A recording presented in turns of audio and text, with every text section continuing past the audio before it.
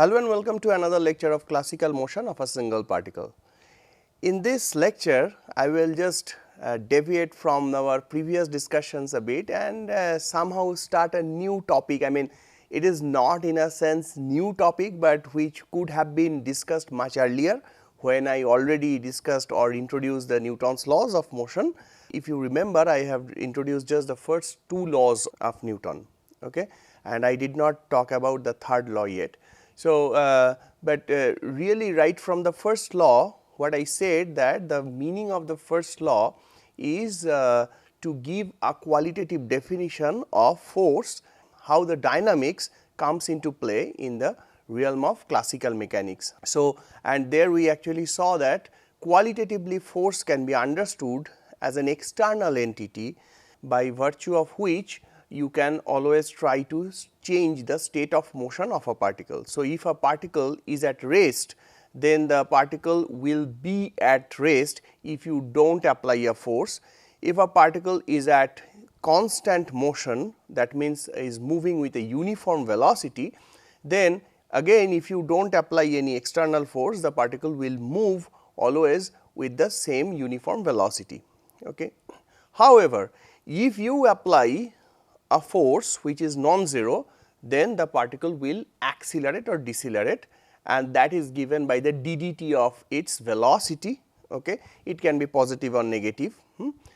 But if you have also the action of more than one forces, then of course you can have a situation where the net force may or may not be 0. If the net force is 0, again you will have a 0 net acceleration or deceleration, thereby giving you the condition for equilibrium. If you have a non-equilibrium condition, then that means the sum of the forces, the vector sum of the forces is not 0, then you can actually say that okay, there will be a resultant acceleration or deceleration. Okay. And if you now say that okay, if I am just thinking a particle which is changing its mass, then it is not always necessary to have an external force to have a non-zero acceleration. That also we have seen in one of the exercises. Okay. Now, in this lecture what I will again start a little bit from 0, that is the Newton's first law. So, Newton's first law said that unless you force a system from exterior, there will be no change in the state of motion. Okay. That means rest will be rest, uniform motion will be uniform motion. Okay. Now, the point which we somehow omitted is that when we are saying that some particle is at rest, some particle is in uniform motion, that means is moving with uniform velocity, someone has to conclude about the state of the motion. Okay. And that someone is called an observer. So, who observes the motion and who concludes. So, observer observes the motion or the state of motion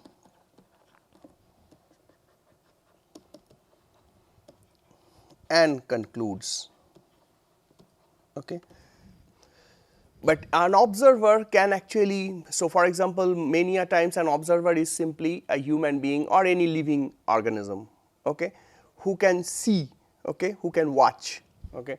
Now, the point is, although the observer may conclude qualitatively, in order to have a quantitative conclusion, the observer needs some way to measure things. For example, if the observer says that the particle has moved by a distance of 5 meters, then the observer needs some scale or some measuring instrument to measure the distance. Also, if the observer wants to measure the time, so that the observer can say that okay, in this time interval, let us say 3 seconds, the particle has moved by 5 meter in order to calculate the velocity, then also the observer needs a clock, okay, to measure the time. So, in general for measuring the distance, what we use? We use a scale, and more generally we can say we use actually a coordinate system. Okay. So, basically coordinate systems are the combination of scales at different independent directions, okay, that you all know. Okay. So, the coordinate system to measure the distances, and a clock or a timer. Okay. Okay. So, that is to measure the time, or that measure the time interval, to be precise. Okay. If you have the combination of these three, then we can define what we call a frame of reference.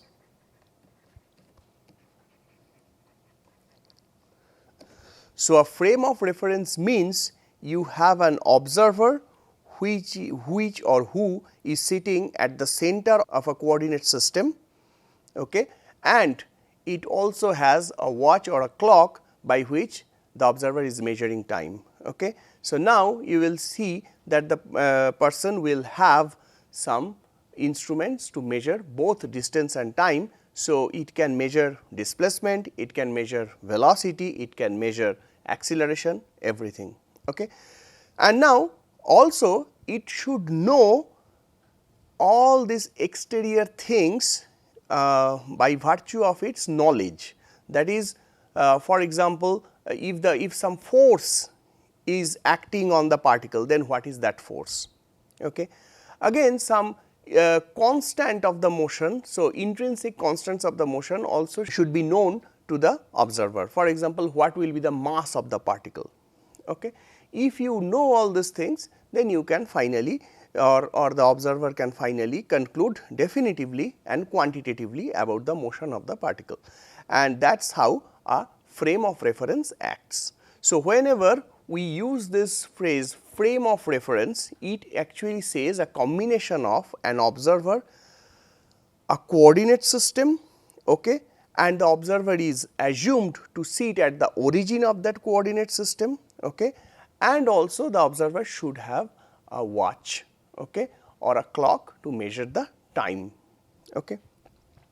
So, Newton's first law basically says another information which is not that a priori, but it is somehow a little bit, how to say, if you think carefully about Newton's first law, it will be more and more prominent to you.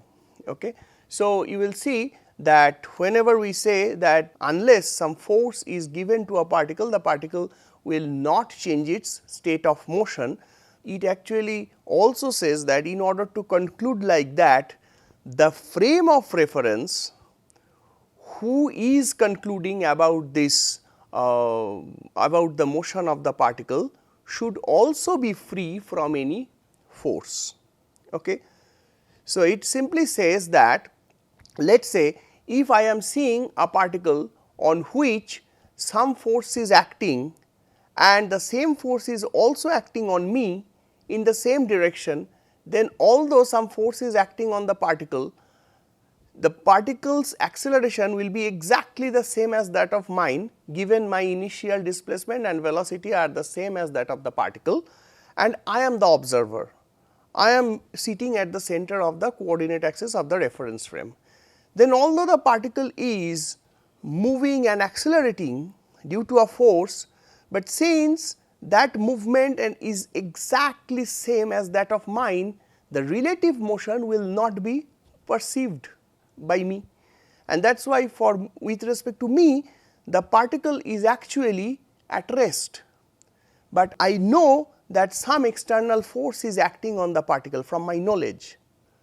So, for me Newton's first law is not holding good, because force is acting on the particle and the particle is at rest with respect to me.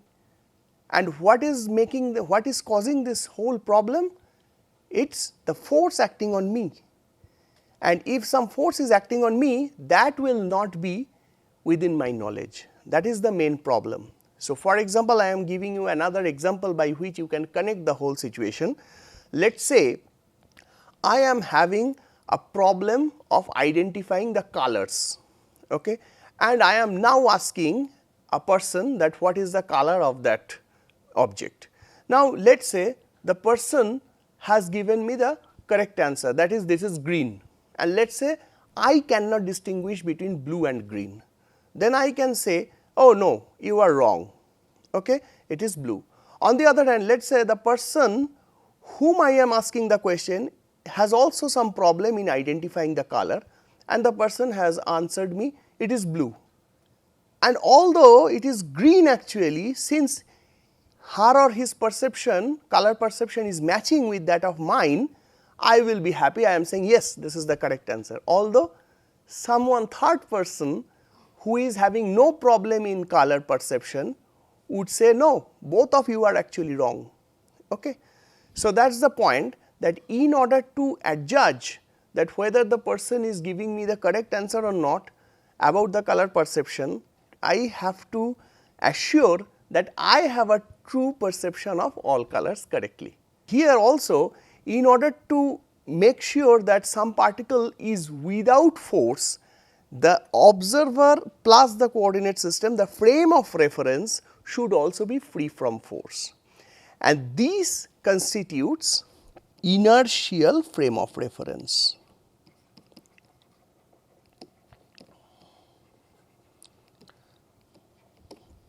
Okay. So, inertial frame of reference is a combination of observer, coordinate system and clock, which is a frame of reference, okay,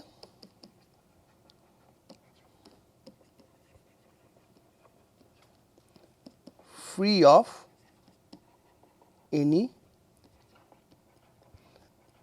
net external force. Okay. Now, of course, although we can define in this way, it is actually practically difficult to make sure that whether there is really a force is acting or not. And for that we have to actually employ another frame of reference, which is a guaranteed inertial frame of reference. So, you see that the problem becomes that if I have to prove or show that some frame of reference is inertial, actually I have to use another frame of reference which is inertial. But you see operationally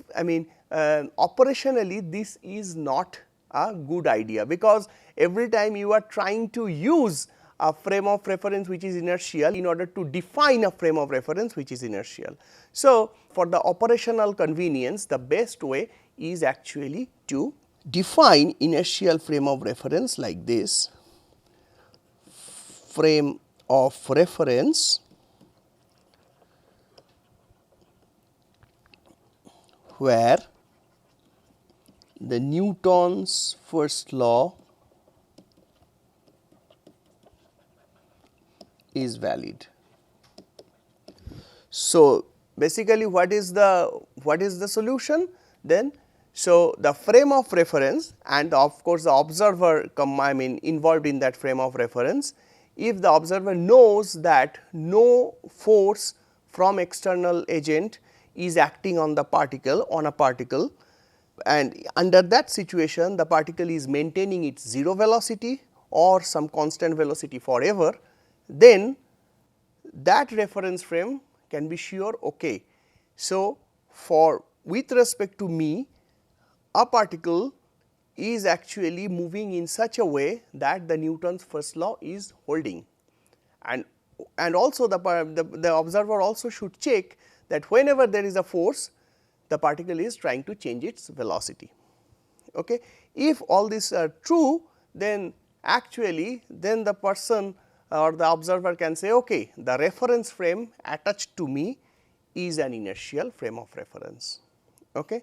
So, what is the basic advantage of defining reference frames? So, first is that if now you can of course gather all the reference frames which are inertial, that means who have Newton's first law to be valid in their reference frames for any arbitrary particle, and then if you study the motion of the particles, then they will always without any problem agree about the nature of the particle, whether the particle is force free or the particle is acted by a force. Okay. So, whenever we say that the concept of inertial frame of reference is necessary, that is necessary in order to first universally define a force free situation and a forced situation. Okay. So, that is something, and that is why we can say that a free particle remains a free particle in any inertial frame of reference, and a non-free particle, that means a particle on which some force is acting, remains so in any other inertial frame of reference. Okay. So, that is something for the sake of universality in the study of kinematics and dynamics. Now, coming to this point, that what is the most important advantage of defining all these things and this making Newton's first law valid, because if you see that if let us say you and your friend, both of you have some frames of reference attached to you, and now you want to compare your conclusions about the motion of the same particle. Okay. So, if for example, if you conclude in a way which is different from that of your friend, every time you have to make several complicated calculations in order to connect you and your friend. Okay. But if both of you know that you are inertial frames of reference, then you can always say, okay, for both of us the laws of physics are the same. Okay. And these laws of physics are the laws of Newton's. Okay.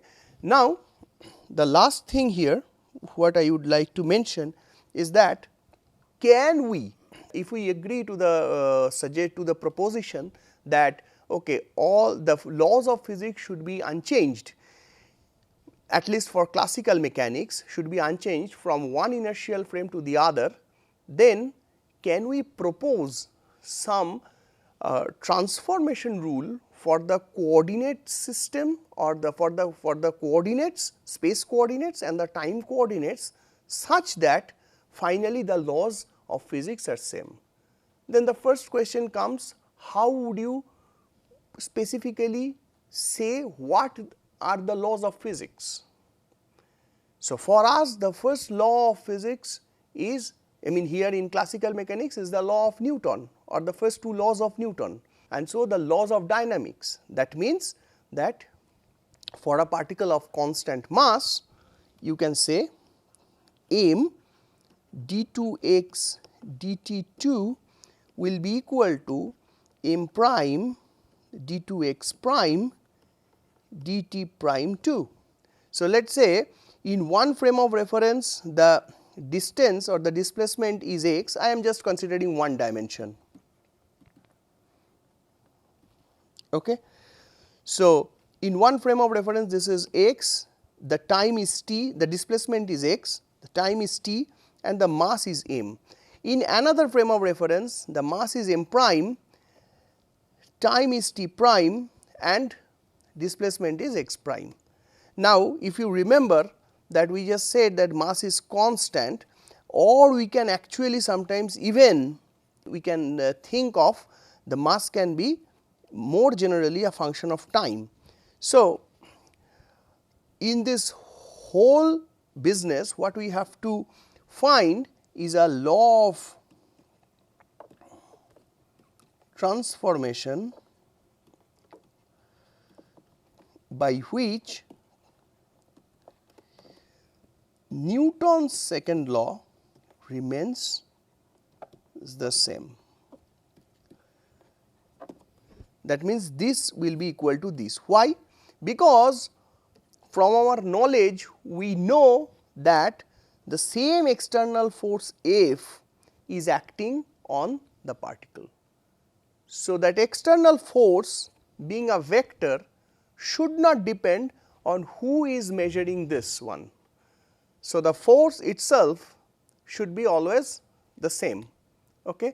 Now, who is measuring this, or which observer is measuring the force? According to that, component about different directions can change, but the total vector should not change. In 1D, that is why it is both the vector and the magnitude should not change. Okay. So, we know that if we know that since both of them are claiming to be inertial frames of reference, then basically there should be an equivalence between this one to equal to f and also this one equal to f. Okay. So, this should be equal. So, what can be the laws of transformation which are consistent with that? For that, it is seen that if you make a transformation, the most general transformation possible is this. So, before you first have to, most general transformation means here what I am trying to say, that under the assumption that time and space, so time and space are not connected. So, this is an assumption. If this assumption is true, and that is called the concept of universal time and universal space of Newton, if you assume that, then the first thing comes is that for time you just have, you do not have different directions, you just have one possible direction. This is the direction of increasing the time. Okay. So, if you start from some point 0 in your watch the counting of time, and from the same time instant your friend is also starting counting the time, then after sometimes okay, both of you again if you stop simultaneously, both of you should measure the same time. So, that is why t should be equal to t prime. If t should be equal to t prime, one can actually show, this is quite easy to understand, that the basic for laws of physics to be same, laws of physics means Newton's laws. Okay. To be same in both frames and actually in all inertial frames, okay, we have to have now d2 x dt2 times m is equal to m prime d2 x prime dt prime 2. We have already argued why t and t prime should be equal, since t is equal to t prime, that is the concept of absolute space and time. So, once again the concept of absolute space and time says that the space and time they are not related, not connected. Okay. So, the space and time they are independent, and the space can of course change as a function of time. I mean the space coordinates can change for a particle when it moves, okay, but space itself is totally independent of time, and both are actually absolute by themselves. Okay. For space you have, according to the dimension of the problem, you have some number of directions for the space. For example, for a 3D space you have 3 independent directions. For time you always have one direction, which is the direction of the increase of time. Okay. So, if you have such thing t is equal to t prime, you can actually say mass, which can be most in the most general case as a function of time, which we said is also constant. Okay. And this is also a good assumption, that mass is constant and mass is a, it works like a universal constant for a particle, constant scalar. So, m is equal to m prime, and then you actually have d2x dt2 is equal to d2x prime dt2, because t prime is equal to t. that you can write. Here you see that t prime has become t. Okay. So, if you now see this to be equal, then of course, you know that this x prime minus x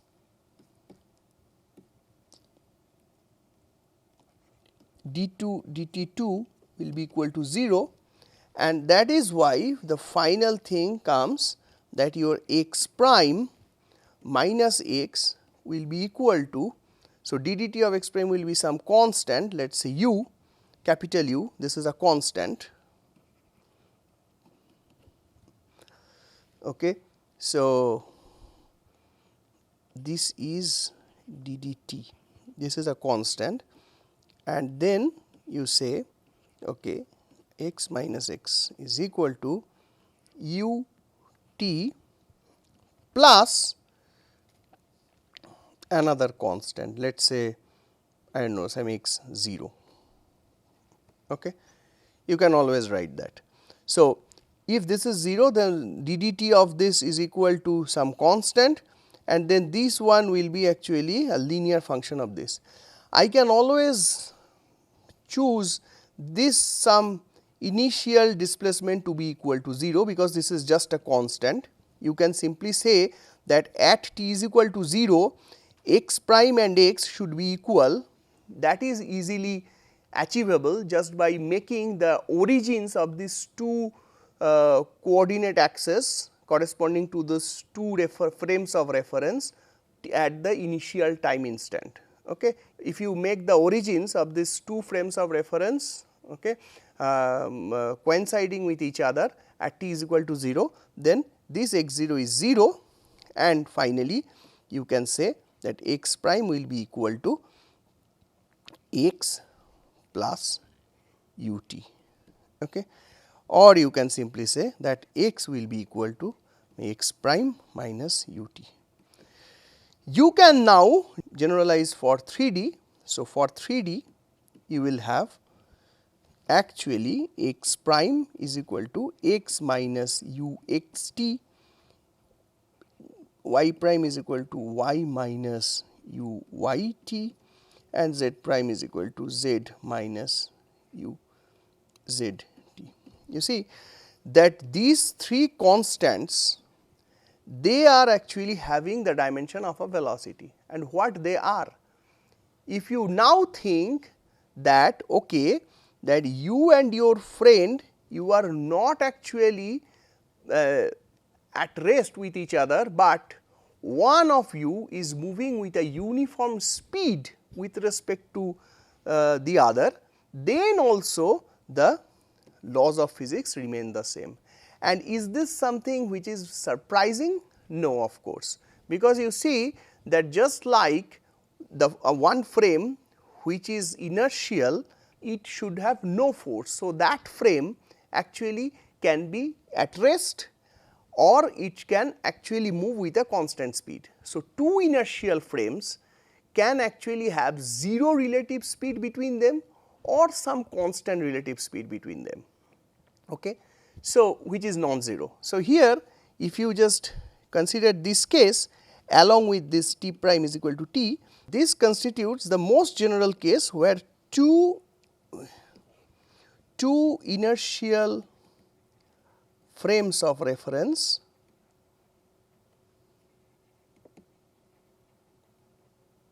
are connected. Okay. Now, if you go to this picture, you see this is exactly this thing where this one. So, let us say it is your friend who is moving with a velocity, let us say u with respect to you here, and then you will have a transformation like this, okay, for the coordinates, space coordinates and the time coordinates. This set of transformation is known as Galilean transformation.